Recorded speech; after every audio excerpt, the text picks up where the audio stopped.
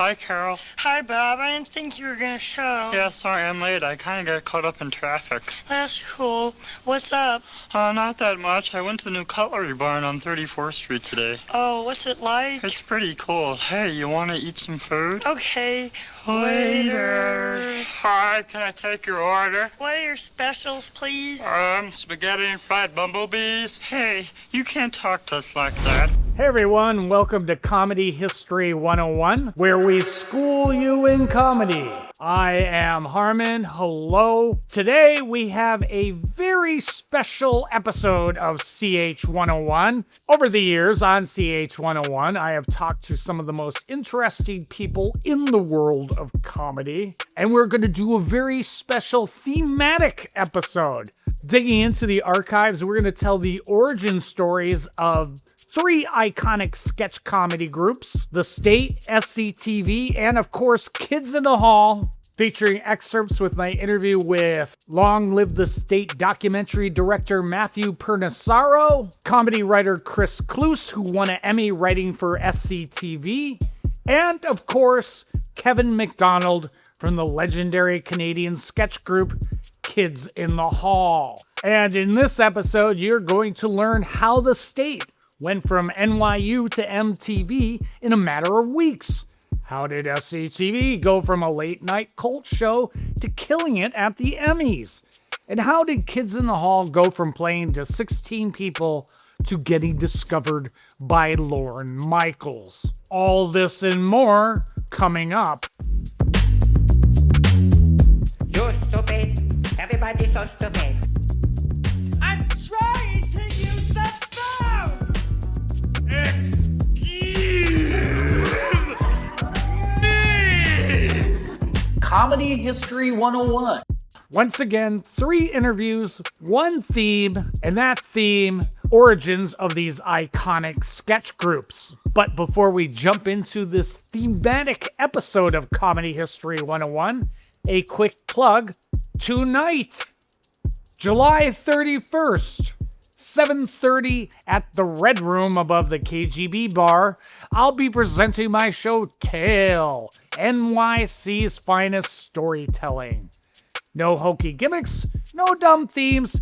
Tale brings you the best in New York storytelling. And you can find all about that and my other show dates at harmonleon.com or find me on the social medias at Harmon Leon. Also, take some time to like, subscribe, and love Comedy History 101. Share an episode with a friend. Drop a comment or two. Give us 5 stars on iTunes or Spotify, or check out our site, comedyhistory101.com, or find us on Instagram at comedyhist101. First, filmmaker Matthew Perniciaro, director of Long Live the State, explains his love for the iconic sketch group and their origin story from NYU to MTV. Everybody! I wanna dip my balls in it! And what was it about an 18-year-old you that really connected with the group, the comedy, and the series? I think it was their fearlessness, right? And I think especially at that time, you know, you didn't see people just kind of unabashed and just weird and different. Manager! Hi, what seems to be the problem? We didn't like the way your waiter talked to us. I'm sorry, won't happen again. Okay. Hey guys, is there room at this table? Hi, Frank. TV was really, you know, comedy, especially on television, because you really only had network television for the most part. And they were just so fearless and so weird in like the best possible ways. And I was like, I love this.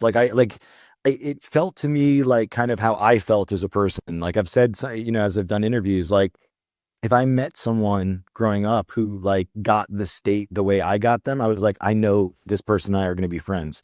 So I think that's what it was. I think it was really just like, it was crazy, you know, it was wild and crazy and different and just so unique compared to everything else of it in its era. I was like a moth to a flame. I was all over it, you know? Well, it's 5 o'clock. Time to punch out. Yeah, and then you're like roughly the same age as them, like when it's airing.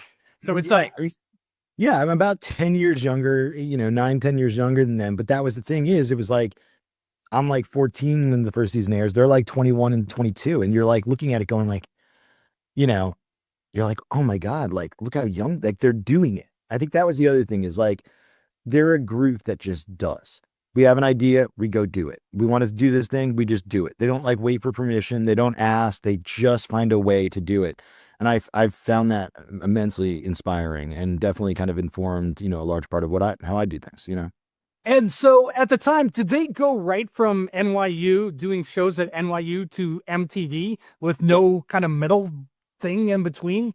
Yeah. First, David Wain was interning at MTV, I think during his senior year. And there was a show that MTV was making called You Wrote It, You Watch It that Jon Stewart hosted.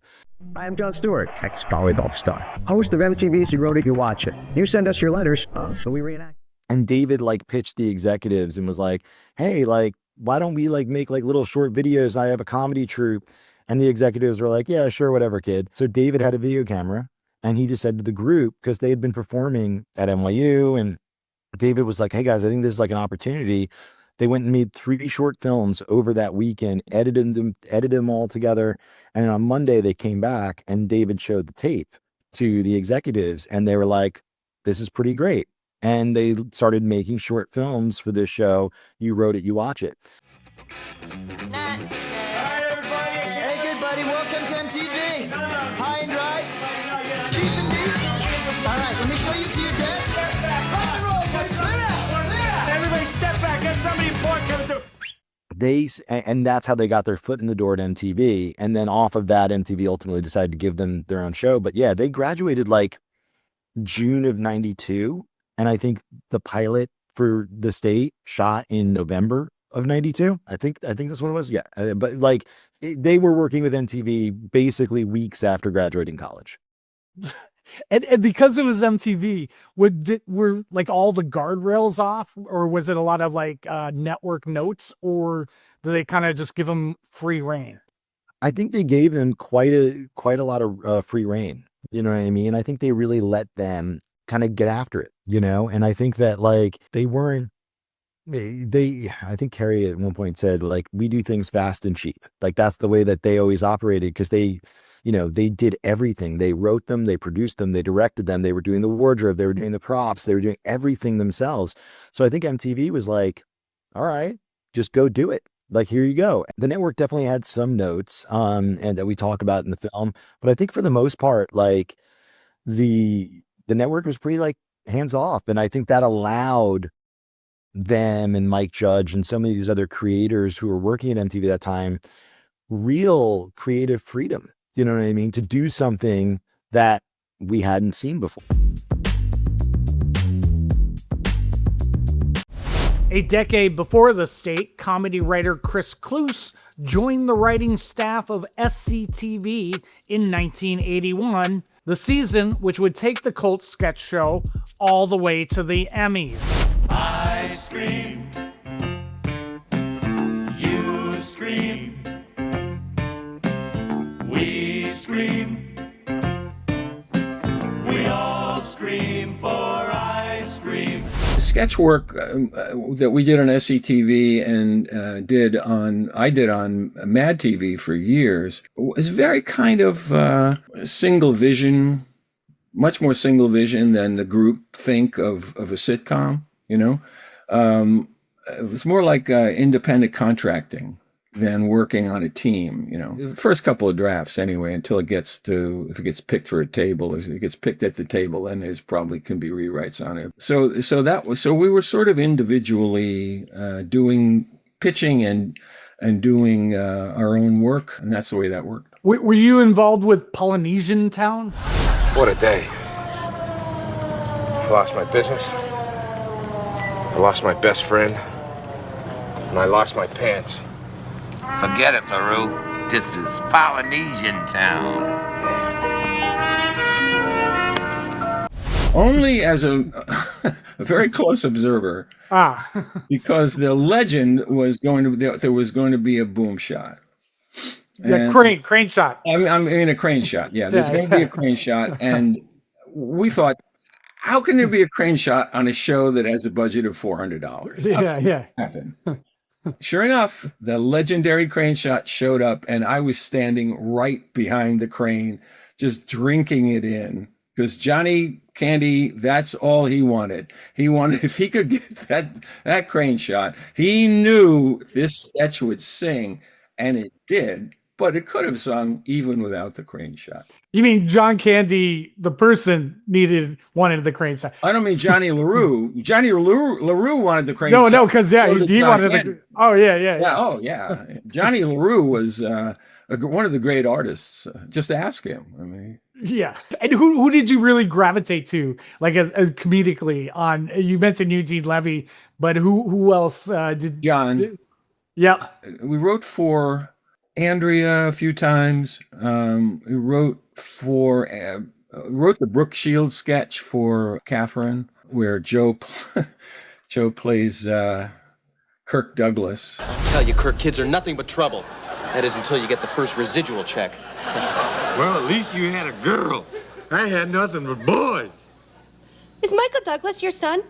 Yes, he is. Woo, I did. Watch what you say, young lady. I'll say whatever I like. It's my show. And you're my daughter. Yeah, well, I'm not your daughter. I'm your ticket to ride.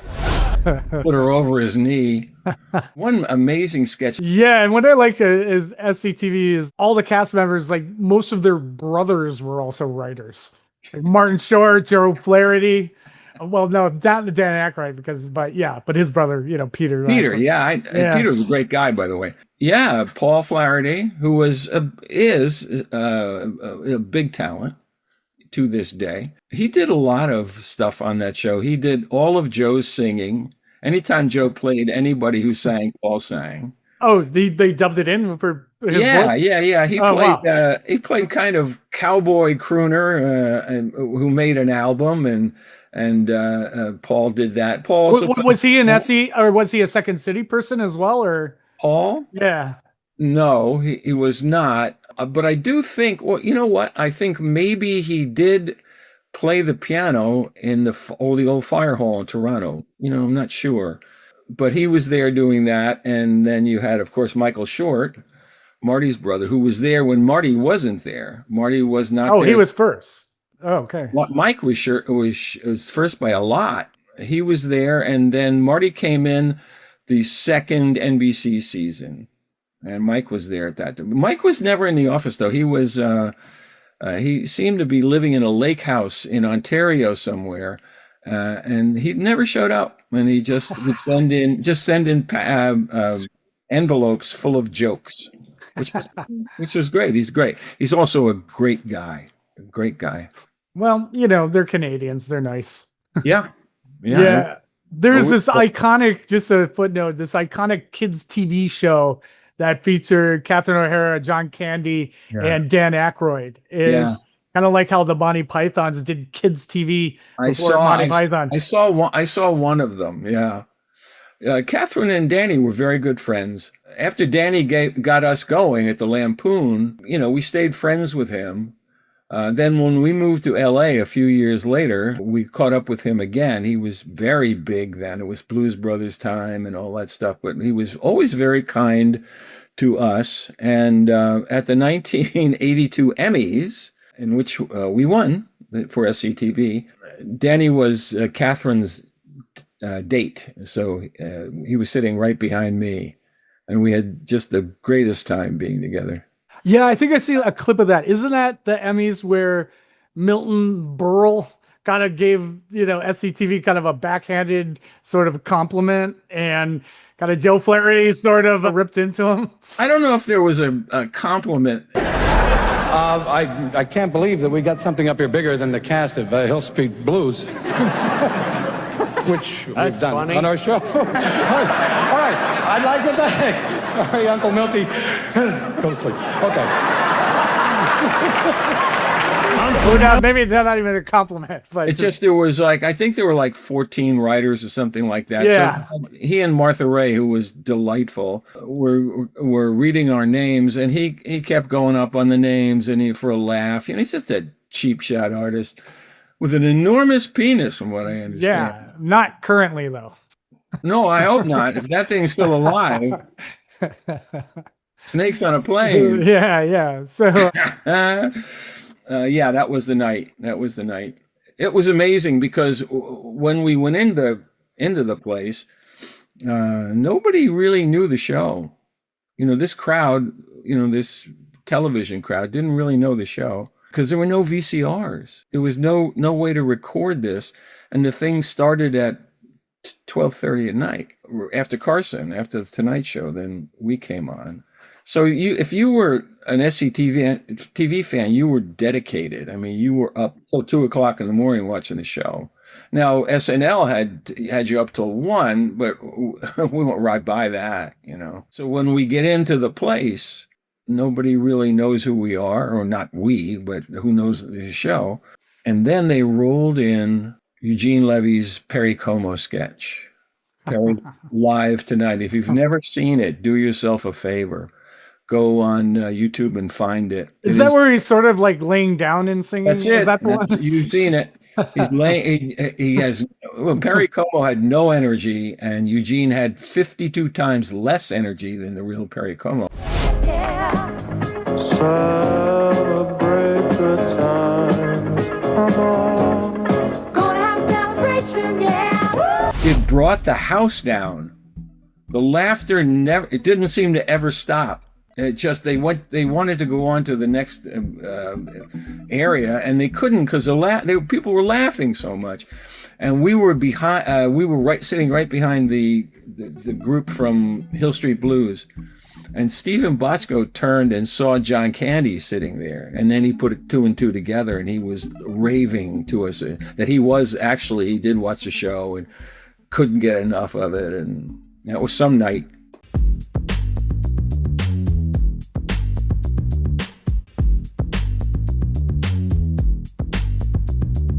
Kevin McDonald told CH101 how a chance meeting with Dave Foley led to the creation of the legendary sketch group Kids in the Hall. Look at me! Let me tell you something. I am going to college, and I am studying journalism. When I graduate in a few years, I'll be working for the best paper in this city, and you'll still be coming to places like this, picking up people like me, you little piece of crap! Jerk! Crap! Who do you think you are? Who do you think you are? When I was a teenager, I didn't want to be a stand-up, and I thought maybe I was going to be an actor because I read that Gene Wilder, to me, he's just a total comedian, but he was an actor that just straight plays. Yeah. And he just developed a comedy. I thought, oh, maybe I'll do that. I'll be a comedy actor, and I also want to write it, but I'll take writing classes later. I went to college for acting, which was very exciting, and it was a 3-year program, but I was kicked out after 3 months for acting because they told me that I was a one-legged actor, the one leg being comedy. But, sorry for screaming, the head of the program, the guy who kicked me out, he was an actual one-legged actor. Jerry Smith. He a lighting grid had fallen on his leg during the production of Pippin. So he was limping around me, having the nerve to tell me that I was a one-legged actor, and me supposed to just take it and be sad and not laugh. Yeah. Did you go? Speaking of one-legged actors. Yeah. And I wasn't that bad. Like I got 100%. I'm the only one that got 100%, and we were supposed to do a small part of a play. It was a comedy play. And I picked the right play that I was in. Al and the Pussycat. Do you remember the old chestnut, Al and the Pussycat? I think so. Was that like a poem or no? It may be from the title, may be from a poem. Okay, got it. But the same thing. Oh, right. Yeah. Anyway, when I was kicked out, and I was even though it was 9 a.m, I was on my way back to the suburbs of Toronto to tell my mother she was right. I shouldn't have gone to school for acting. When the performance teacher, the guy that actually gave me 100%, he came running after me. So they're making a mistake, Kevin. They're making a mistake. You're funny, but you can. It doesn't matter. And then he gave me the. I've told this story a million times, so if you heard it already, you're being very polite. Thank you very much. And I just realized that I have a feeling he's acting really well, but he's you heard them a million times. But so he gave me the a piece of paper that had the phone number for Second City workshops. Ah. and that's how I got into Second City, where I eventually met Dave. Should I just segue into that story where I met Dave? Yeah, and then was it also Mike Myers there also on your first day? Yes, I'll give you a little Mike Myers. You have heard these stories.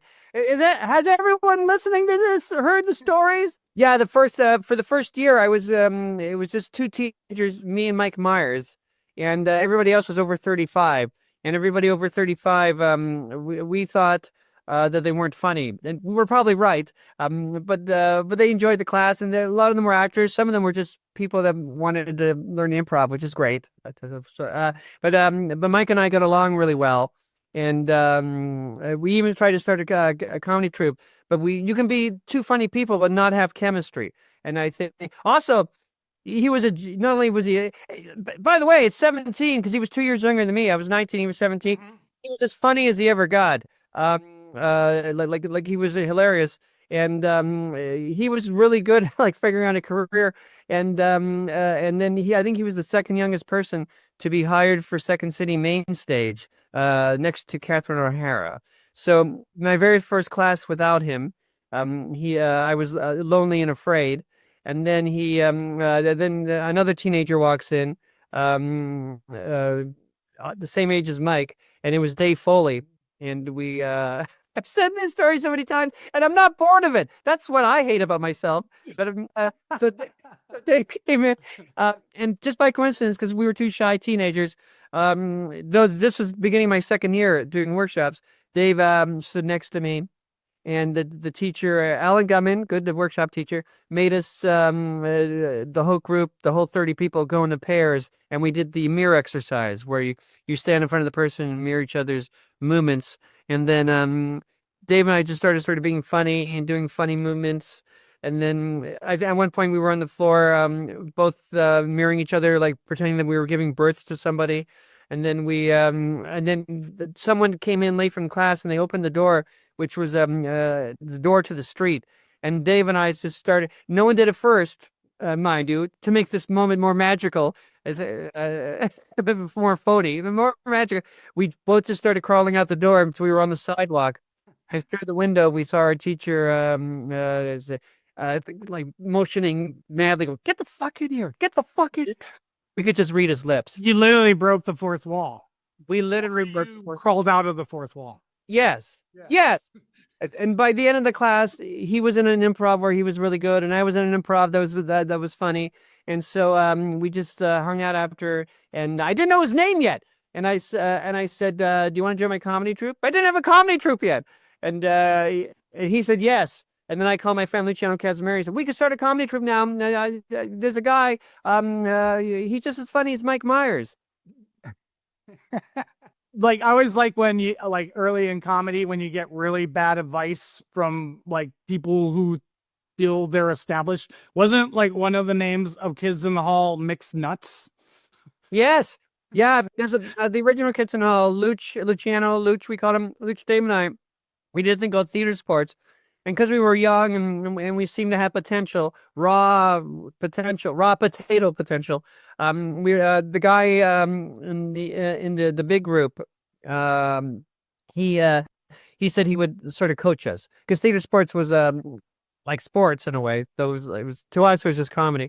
And he gave us the name. You guys are just so crazy, but you're crazy in a different way. So I think Mixed Nuts would be perfect. Let me consult my cliche book that would be a good name. Mixed Nuts. Like, never call your comedy troupe a comedy name. And I don't think anyone does anymore. I've been looking at a lot of troupe names for some reason, and they there's no comedy names. Yeah, that's up there with like 1 + 1 = funny or something like that. Yes. And then when did you really feel you got like your legs at the Rivoli? Like, again, it's like, I'd also talked to Paul Myers, so he literally wrote the book on it. He literally wrote the book on the. He was there too. Yeah. Those days he was there too. But he said, like, just, again, the early days were, like any early days, kind of sparse, and then suddenly lines around the block. Yes. Yeah. Well, because it was Dave and I and Luch, and then this troupe from Calgary moved that had Bruce McCullough and Mark McKinney. And everybody in the troupe was funny. Luch was a genius. Gary Campbell and Frank Van Keeken, they're all successful writers now, like successful showrunners. They're like rich. The kids in the hall aren't rich. Even there were like 9 or 10 or 11 of us, and it wasn't working. I guess because there was too many people. There were women in the troupe, but they got discovered first because women in comedy, especially back then, was so rare that they got hired by Second City. And until there was the 5 of us, like there was 4 of us, and Scott Thompson sort of forced. I always comically say forced his way into the troupe, which is not true, but spiritually it's true.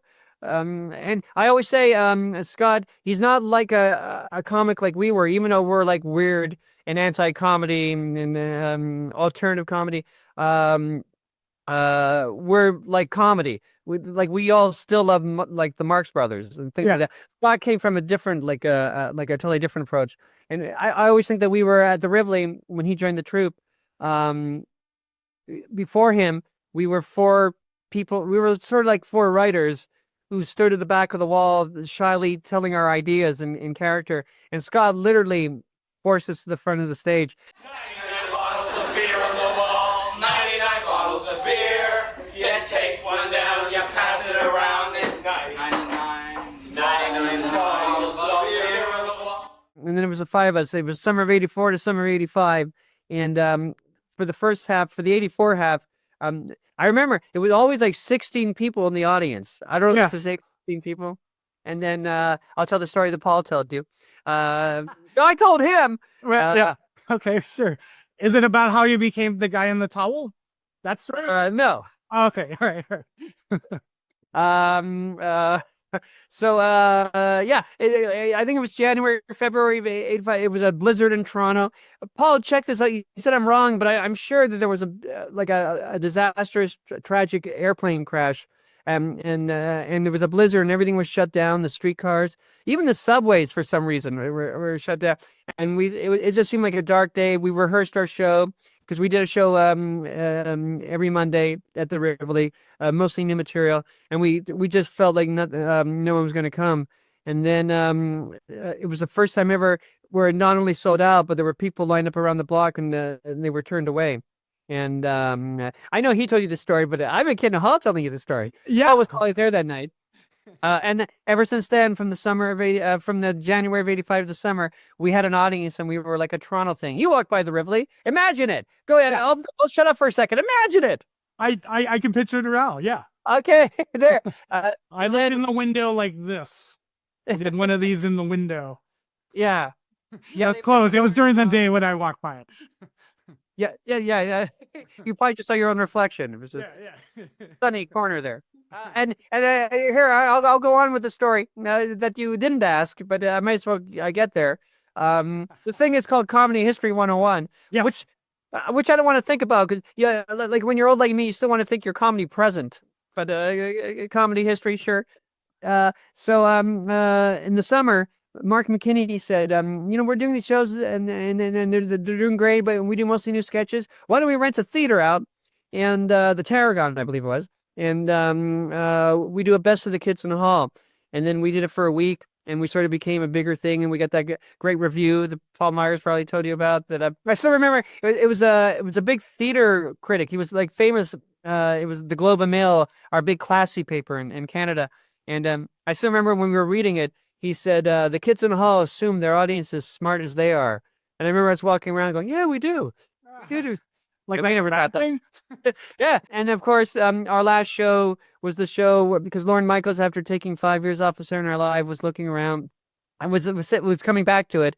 And he sent talent people, and he sent Yvonne Fasson, who was the president of Late Night NBC, but he was a Toronto guy. And he came and saw us. And then the next morning, I was calling my movie theater because I was a movie usher, saying, I can't work today. We just got signed with Pam Thomas, the big comedy agent. Her husband's Dave Thomas. Anyway, there's a conference call with Lorne Michaels. Anyway, I can't go in. And I remember my manager saying, well, John, no, his name was Ed. What? Ed Footer or something. He already called in sick, so I don't know what I'm going to do. And when I was just about to say, I guess I have to quit, he said, never mind, we'll work it out. I guess it sounds like a big deal. He just underplayed it. Yeah. I remember the first time I saw them. I thought they were funny, smart, original. It was nothing like what I'd been doing on SNL. And then what was it like that residency when you had in New York? Where were you at? You were like in Lower East Side or? No. We were we played two places. One made sense, the West Bank Cafe, Mm-hmm. and the other one made less sense. It was Caroline's Comedy in South Sea Seaport. Okay, so it was like before Caroline's, which is now closed, was in Midtown or Times Square. Okay. Yeah, I think shortly after that it went to you know what? Even then I think it was in two places. There was the Midtown one and there was the one in Wall Street. Mhm. And we went to that one. And that was which was the not making sense one? The Wall Street one. Oh, okay. It was literally businessmen thinking they were just going into a bar, and then us doing our scenes like I try to think of an example of a weird scene, but I don't think I can say that one anymore, so I won't say that one. But anyway, like our weird scenes and them just not getting it. But West Bank Cafe, they were more appreciative. Like it never did it super kill. Maybe I'm wrong. I think it always did very well, but it wasn't like Rivoli happy. Lorne Michaels wanted us to perform because during the day we were writing the pilot. We were there for 5 months. And at night he thought he wanted us to perform in weekend nights because he said New York audiences would toughen us up. He was from Toronto. I don't know what he has against Toronto audiences, but yeah. But it helped. Did it toughen you up? The New York audiences? The Lord, you were right. That wraps up this episode of CH101. What did we learn? The state. Being young and inexperienced can be an advantage when you're fearless. SCTV. Creative freedom allowed great comedy to flourish on a tiny budget. Kids in the Hall. Finding the right collaborators can completely change your comedy and the face of comedy as we know it today. Remember, like, subscribe, and comment on Comedy History 101. Share an episode with a friend. Find us via our site, comedyhistory101.com, or on Instagram at comedyhist101. And until next time, bye-bye. You're stupid. Everybody's so stupid. I'm trying to use the phone! Excuse me! Comedy History 101.